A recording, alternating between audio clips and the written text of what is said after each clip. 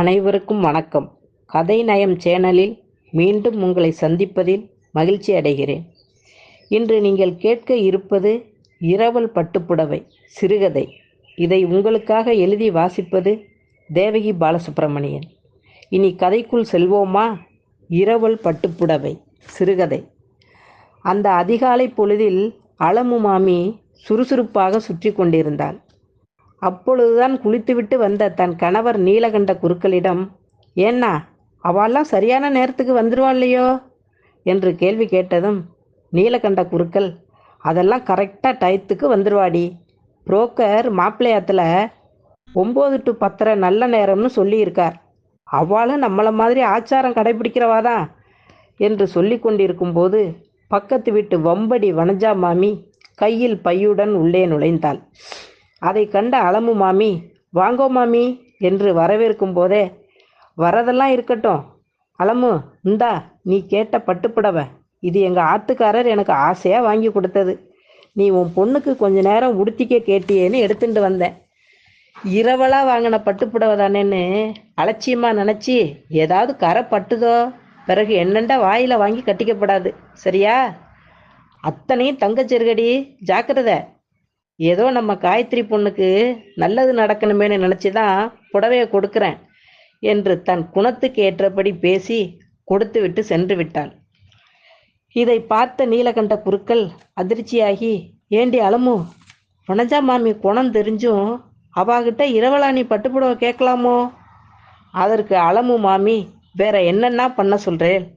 நம்ம காயத்ரி கிட்ட இருக்கிறது நஞ்சு போன 4 நைலக்ஸ் புடவை, எங்கிட்ட இருக்கிறது இத்து போன 4 சுங்கடி புடவை.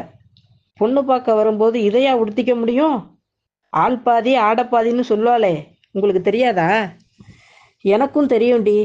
நம்ம காயத்ரிக்கு என்ன குறைச்சல்? அம்பாள் மாதிரி இருக்காளே, அது போதாதா? ஏன்னா அம்பாளுக்கும் அலங்காரம் பண்ணினாத்தான் அழகா இருப்பா, அது உங்களுக்கு தெரியும் தானே? இருந்தாலும் அந்த மாமி கிட்ட பட்டுப்புடவள் இரவல் வாங்கினது சரியா படலேடி அலமு. இன்னைக்கு இந்த அக்கராகாரம் பூரா தான் புடவை கொடுத்த பெருமையை பீத்திக்க நம்ம கௌரவத்தை வாரி தூத்துவா. இது நமக்கு தேவையாடி? அப்படியெல்லாம் அவள் பண்ண மாட்டானா? நம்ம காயத்ரினா அவளுக்கு ரொம்ப இஷ்டம்.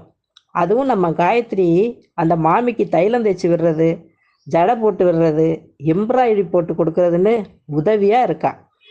நம்ம பற்றி ஒன்றும் அவள் குறைவாக பேச மாட்டா.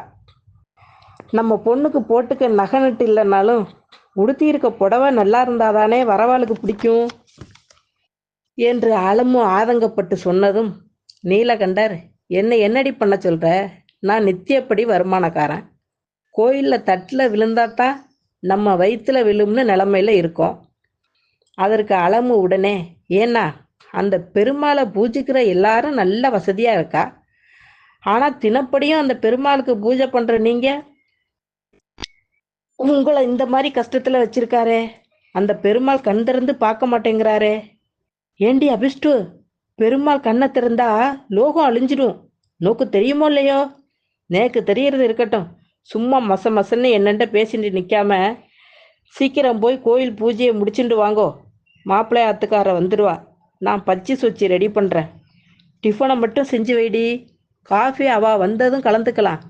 டிகாசம் இருக்கட்டியோ இல்லையோ அதெல்லாம் நான் பார்த்துக்கிறேன்னா. இந்தாங்கோ, இந்த காஃபியை குடிச்சிட்டு நீங்கள் கிளம்புங்கோ. சரிடி, நம்ம காயத்ரி என்ன பண்ணுறா? அவள் காத்தால எழுந்துட்டு குளிச்சுட்டு ஆற்றுல பூஜை முடிச்சுட்டு நீங்கள் கோயிலுக்கு எடுத்துகிட்டு போக பூ தொடுத்துட்டு இருக்காண்ணா. தினப்படி பெருமாளுக்கு பூ தொடுக்கிறா. அவளுக்குன்னு பூ தொடுக்க சீக்கிரம் நல்ல நேரம் வந்தா சரி என்று அங்கலாய்ப்புடன் சொல்லிவிட்டு நீலகண்டர் எழுந்து சென்றார். நல்ல நேரத்தில் மாப்பிள்ளை வீட்டுக்காரர்கள் புரோக்கருடன் காரில் வந்து இறங்கினர். அலமுவும் நீலகண்டரும் அவர்களை வரவேற்று அமர வைத்தனர். கல்யாண புரோக்கர் தன் தொழில் தர்மப்படி, நல்ல நேரம் முடியறதுக்குள்ள பொண்ணை வர சொல்லுங்கோ, அவ பார்க்கட்டும் என்று ஆரம்பித்தார். அலமு உள்ளே போய் ரெடியாகி இருந்த காயத்ரியை அழைத்து வந்தாள். பெண்ணை பார்த்ததும் மாப்பிள்ளையின் அம்மா அசந்து விட்டாள். மாதுளம்பழ கலர் பட்டுப்புடவையில் தங்கை ஜருகை மின்ன அந்த அம்பாளே தரிசனம் தந்தது போல் இருந்தது. மாப்பிள்ளையின் அம்மாவே பேச்சை ஆரம்பித்தாள். பொண்ணு பேர் என்ன சொன்னேன்? காயத்ரியா? அம்மாடி காயத்ரி, நான் தான் பையனோட அம்மா, இவர் பையனோட தோப்பனார். இது என் பையன் சீனிவாசன் என்று அறிமுகப்படுத்தி வைத்துவிட்டு, ஏண்டா சீனி, பொண்ணை நல்லா பார்த்தியோ இல்லையோ?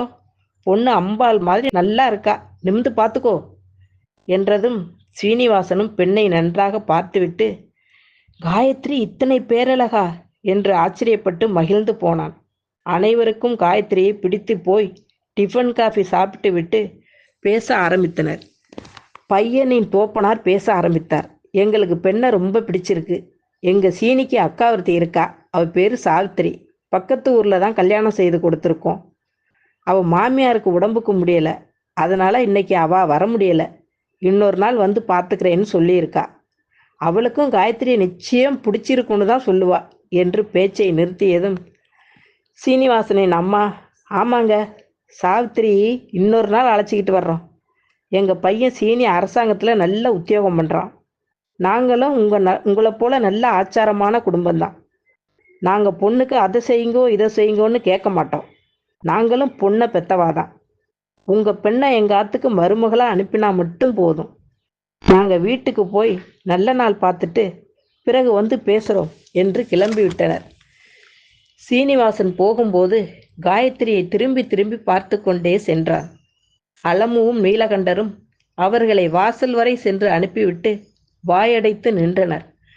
அலமு நீலகண்டரிடம், ஏன்னா கட்டுசாத கூடையிலேருந்து பருப்பு தேங்காய் வரைக்கும் பட்டியல் போடுற இந்த காலத்தில் இவ எதுவுமே வேண்டான்னுட்டாலே, எப்படின்னா இது எல்லாம் அந்த பெருமாள் அனுக்கிரகம் தாண்டி அலமு.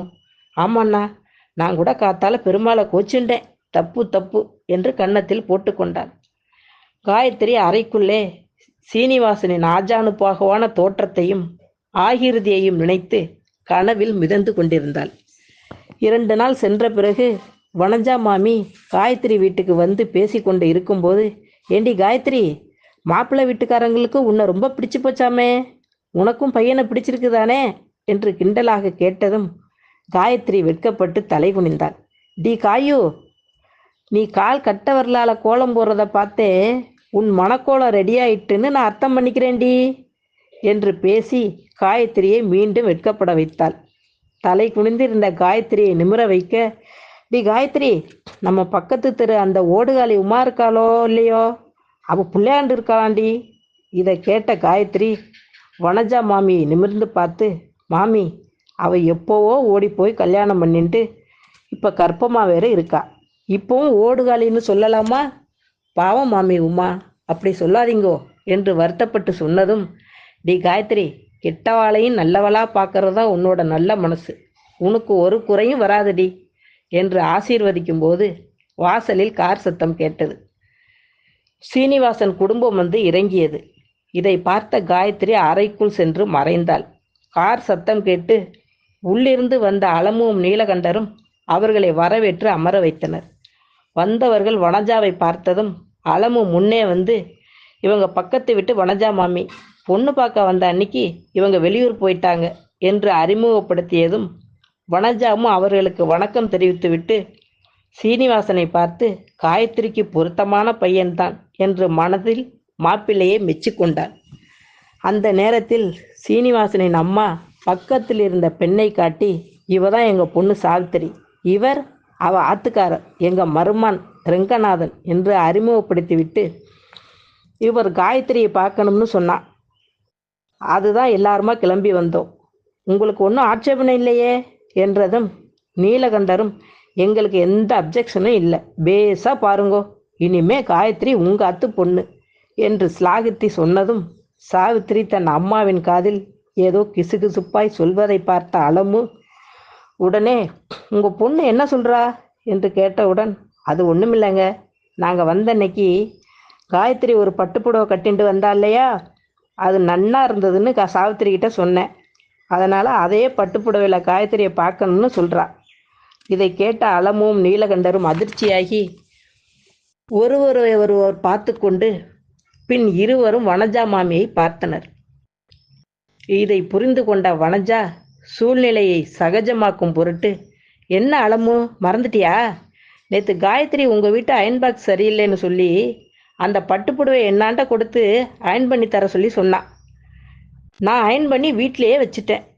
காயத்ரி கிட்ட இன்னும் தரலை. இதோ போய் எடுத்துட்டு வர்றேன் என்று வனஜா குடு என்று ஓடிப்போய் அந்த புடவையுடன் வந்து மாப்பிள்ளை வீட்டுக்காரர்களிடம் சித்த நாளி வெயிட் பண்ணுங்கோ, காயத்ரி அழைச்சிட்டு வரேன் என்று சொல்லிவிட்டு அறைக்குள் இருந்த காயத்ரியிடம் வந்து, டி காயத்ரி, சீக்கிரம் முகத்தை அலம்பிண்டு இந்த புடவையை கட்டிண்டு வா, அவெல்லாம் வெயிட் பண்ணுறா என்றதும் அனைத்தும் அறிந்த காயத்ரி கண்கலங்கி வனஜாவின் கைகளை பிடித்ததும், தோ பாரு, அலப்படாது, நீ சீக்கிரம் ரெடியாகி வா என்று ஆறுதல் படுத்திவிட்டு வந்தாள். மாதுளம்பழ பட்டுப்புடவையில் காயத்ரியை பார்த்த சாவித்திரி அசந்து போய் அவளை கட்டி பிடித்து முத்தம் கொடுத்து, எங்கள் அம்மா சொன்ன மாதிரி இந்த புடவையில் நீங்கள் சாட்சாத் அந்த அம்பாள் மாதிரியே இருக்கீங்க. அம்மா, எனக்கு காயத்ரியை ரொம்ப பிடிச்சிருக்கு, சீக்கிரம் கல்யாணத்துக்கு நல்ல நாள் பாருங்க என்று தன் சம்மதத்தை தெரிவித்தாள். சீனிவாசன் குடும்பம் கிளம்பி சென்றதும் அலமு வனஜாவின் கைகளை பிடித்து கொண்டு, மாமி, நீங்கள் செஞ்ச இந்த பெரிய காரியத்தை நாங்கள் காலத்துக்கும் மறக்க மாட்டோம். அடி அசடே, நான் என்ன பெரிய காரியம் பண்ணிட்டேன்? என்னை விட அந்த பட்டுப்புடவை காயத்ரிக்கு தான் பாந்தமாக பொருந்தி இருக்கு. நீ காயத்ரி, இனிமே இதை இரவல் பட்டுப்புடவையா நினைக்காதே, உனக்கே சொந்தமாக வச்சுக்கோ, சரியா? இந்த மாமியோட கல்யாண பரிசா நினச்சிக்கோ என்று சந்தோஷமாக வனஜா சொன்னதும் காயத்ரி வனஜா காலில் விழுந்து ஆசீர்வாதம் வாங்கி கொண்டார். வனஜா வீட்டுக்கு கிளம்பி சென்றதும் அலமு நீலகண்டரை பார்த்த பார்வையை புரிந்து கொண்ட அவர், டி அலமு, அப்படி பார்க்காதடி, மனுஷா பேச்சை வச்சு அவ குணத்தை எடை போடக்கூடாதுன்னு இப்போ புரிஞ்சுட்டேன், போதுமா என்று எழுந்து சென்றார். கதை முடிந்தது. இந்த சிறுகதையை பற்றிய தங்கள் கருத்துக்களை கமெண்ட் பாக்ஸில் தெரிவியுங்கள். மேலும் கதைகளை கேட்க கதை நயம் சேனலை சப்ஸ்கிரைப் பண்ணுங்க. மீண்டும் சந்திப்போம். நன்றி.